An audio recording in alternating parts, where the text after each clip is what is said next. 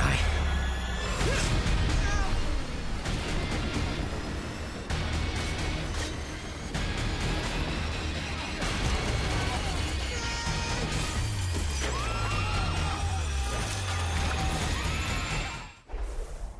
It's a big weekend for Spidey fans. The web-slinging superhero Peter Parker is back in the Spider-Man Homecoming, the latest reboot for Marvel. For his take on this and other new movies opening this weekend, I want to bring in Richard Krause. Good morning, Richard. Nice to see you. So Spider-Man Homecoming. Again, with more Spider-Man. So this is the third Spider-Man in 15 years. Tobey Maguire, Andrew Garfield. Tobey Maguire, people love him. He always struck me as being just a little bit too old to play the character. Oh, interesting. He always kind of looked to me like when he was done, when they yelled cut, that he was like spark up a cigar and say, "Where do you need me next? What are we doing now?" He didn't strike me as being youthful enough.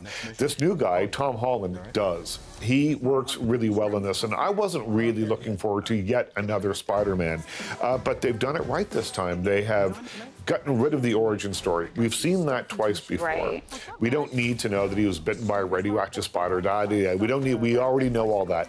This movie picks up shortly after the events of the last Captain America movie that introduced us to the new Spider-Man. He's in high school. He's living in Queens, New York with his Aunt May, played by Marissa Tomei, and he desperately wants to join the Avengers, but they're not exactly ready for him. They think, you know what, you need some more experience. You're not, you should be the friendly neighborhood Spider-Man first. Make a name for yourself in your own area before you join the big leagues.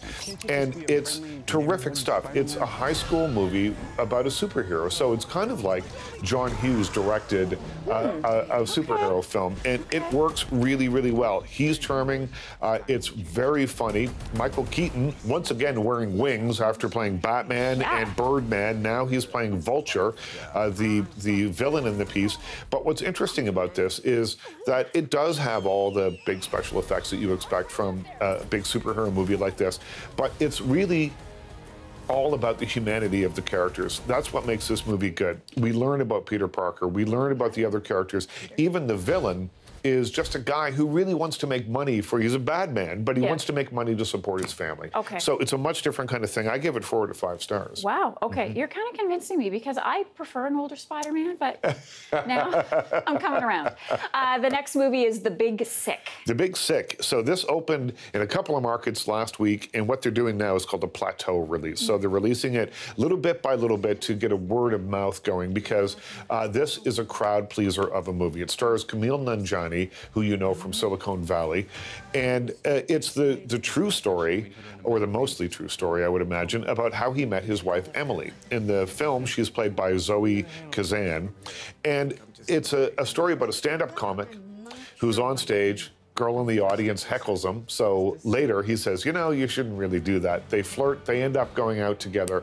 He's from a very traditional Pakistani family, and his family really wants him to marry a Pakistani girl. So he doesn't tell them about Emily, and it goes back and forth like this. They break up. Then she gets very ill and falls into a coma, and he realizes then that there's more to the relationship than he thought. Oh, I'm getting goosebumps. Yeah, it's a fantastically interesting movie on a lot of levels. It's an adult rom-com. It's not a laugh a minute, but it's certainly very funny. Ray Romano and Holly Hunter play Emily's parents. They're both fantastic in this. It is a really charming movie with really charming performances that are bound together by chemistry. Camille Nanjiani and Zoe Kazan. Good stuff. So it's 4 to 5 stars for me. I'm going.